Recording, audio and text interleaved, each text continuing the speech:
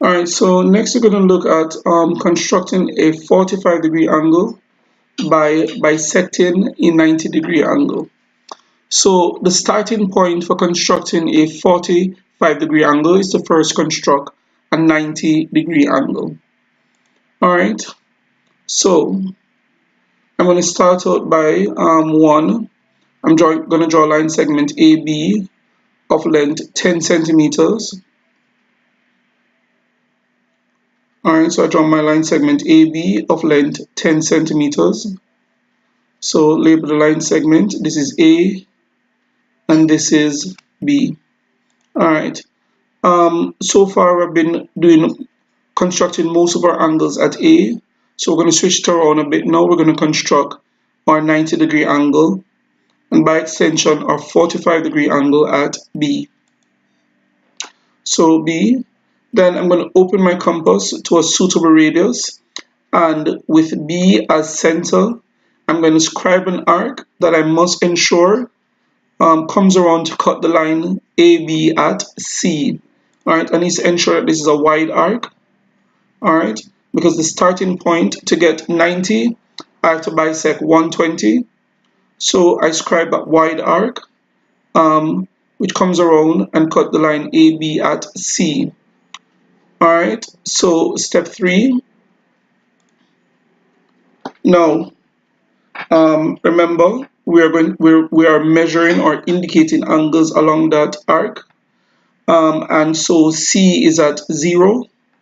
Now, step 3 says, without shifting the compass and with C as center, I'm going to scribe an arc to intersect the first arc at D. So without shifting the compass means that the initial radius, the radius or of the compass that I use to get the arc that cuts AB at C, that radius must not change. The compass must not shift.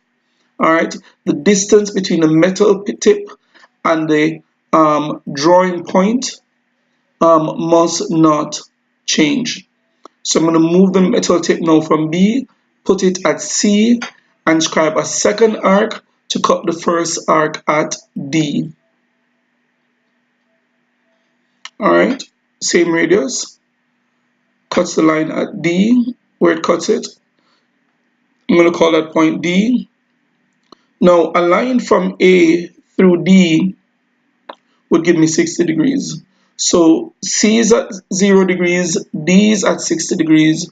I'm going for 90, so I need to scribe one more arc to get 120. So without shifting the compass and with D as center, I'm going to scribe a third arc to cut the first arc at E. All right, so we're doing that. Cut the first arc at E. Now, E is sort of like the marking point for 120 degrees. Now, a line from B through E would have given me 120. C is at 0, D is at 60, and E is at 120 degrees. Now, 90 is in the dead middle between 60 and 120. So I'm going to bisect between D and E. So without shifting the compass and with D as center, I'm going to scribe two arcs to intersect in front of B. And where the two arcs intersect, I'm going to call that point F. So D as center, same radius. Up to now, the compass does not shift. Now those two arcs intersect at F. Now a line from B through F will give me 90 degrees.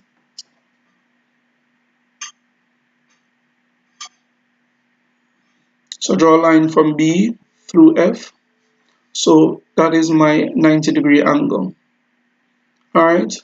Now, something that is important to me is the point on this arc that indicates 90. Remember, C indicates 0, D indicates 60, E indicates 120, and that last point I'm putting in, which is G, G is indicating 90 degrees. So C is at 0, D is at 60, and G is at 90 degrees. So 0, 60, 90, 120. Now 45 degrees is in the dead middle between 0 and 90. The 2 points on the curve that indicate those angles are C and G. So now with both C and G as centers, I'm going to scribe two arcs to intersect in front of B at H. With C and G as centers, I'm going to scribe two arcs to intersect at H in front of B. Now, this is the only time in all the constructions that we have done, this is at the only point in which I may open. I don't have to, but so as to ensure that the diagrams don't cross into each other and confuse you, I would indicate at this point to just slightly increase the radius. All right, slightly increase the radius. All right, so with C and G as centers, I'm going to scribe two arcs to intersect at H in front of B.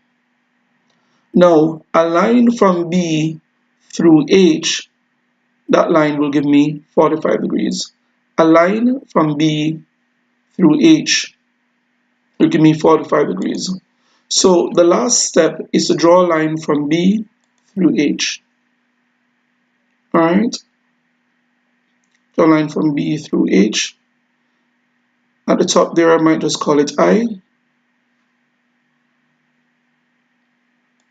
All right, so next I'm going to put in my protractor to measure the angle. All right, in this case now, I'm using the outer scale. I'm on the right hand side now, so I'm using that the left side of the protractor. So therefore I'm using the outer scale, which starts at 0. All right, so AB is on the protractor. The 0 line of the protractor is on AB. B is at the center of the protractor, which is the vertex of the angle. All right, start using the outer scale, measuring from 0 going up. All right, and the line BI cross the protractor at 45 degrees. So angle ABI is equal to 45 degrees. So we construct a 45-degree angle by bisecting a 90-degree angle.